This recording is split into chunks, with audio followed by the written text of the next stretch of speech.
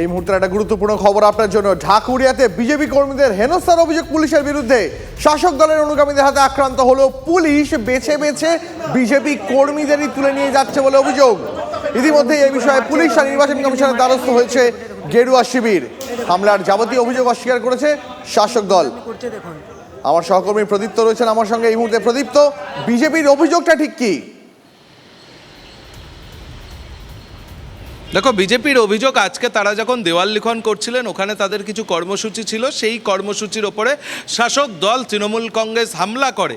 কিন্তু তাদের বক্তব্য শাসক দলের হামলা, পাল্টা মার এসবকে ছাপিয়ে গিয়েছে পুলিশের ভূমিকা। তার কারণ তাদের বক্তব্য বেছে বেছে বিজেপির যারা জেলার নেতৃত্ব রয়েছেন, স্নেহাশিস দত্ত, সমীর নাগ, স্নেহাশিস দত্ত দক্ষিণ কলকাতা জেলা বিজেপির সাধারণ সম্পাদক, সমীর নাগ তিনি জেলা বিজেপির সহসভাপতি, তাদেরকে পুলিশ মারতে মারতে নিয়ে গেছে। এই মুহূর্তে তাদেরকে লেক থানায় রাখা হয়েছে। এই পুলিশের ভূমিকা নিয়েই তারা প্রশ্ন তুলছেন। এবং যেহেতু এই মুহূর্তে রাজ্যের আইন শৃঙ্খলার ক্ষেত্রে নির্বাচন কমিশনের ভূমিকা রয়েছে, সব কিছুই নির্বাচন কমিশনের অধীনে রয়েছে, ফলে তারা গোটা বিষয়টি নির্বাচন কমিশনকে জানাচ্ছে।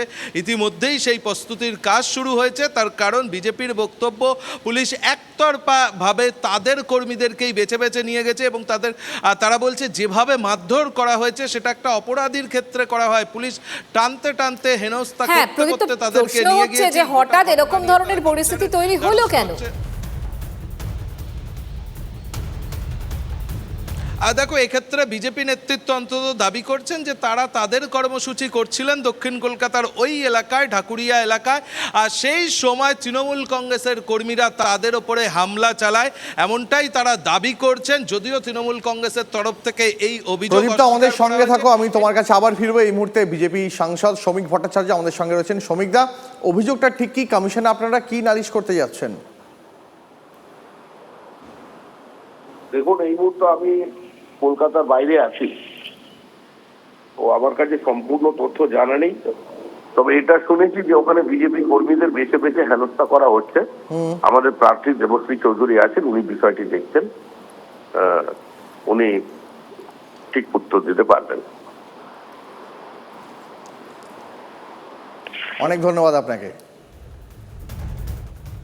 করছে দেখুন। হ্যাঁ প্রদীপ্ত, তোমার কাছে আমি আবার ফিরবো, যেটা তুমি বলছিলে। দেখুন কি করে। দেখো, বিজেপি নেতৃত্বের বক্তব্য এটা শুধু দক্ষিণ কলকাতায় আজকে ঘটেছে এমনটি নয়, এটা গোটা রাজ্য জুড়েই চলছে। তাদের বক্তব্য যে এভাবেই পুলিশকে দিয়ে তাদের কর্মীদের ওপরে হেনস্থা করা হচ্ছে এবং সেই ঘটনা খোদ কলকাতাতেই যদি ঘটে থাকে তাহলে রাজ্যের অন্যান্য জায়গার, প্রান্তিক জায়গার কি চেহারা, সেই বক্তব্য তারা সামনে রাখতে চাইছেন। তবে এই গোটা বিষয়টা নিয়ে বিজেপির যে কর্মী সমর্থকরা রয়েছে, তাদের যে দক্ষিণ কলকাতার অফিস, সেখানে তারা জমায়েত করছেন এবং যাদেরকে ধরে নিয়ে যাওয়া হয়েছে লেক থানায়, আটক করা হয়েছে বলে খবর, তাদের জন্য দলের যে নেতাকর্মীরা রয়েছেন তারাও লেক থানায় যাচ্ছেন এবং এই ঘটনার তারা শেষ দেখে ছাড়বেন তেমনটি বলছেন। অসংখ্য ধন্যবাদ তোমাকে। পরিস্থিতির উপর নজর রাখো, আবার ফিরবো তোমার কাছে।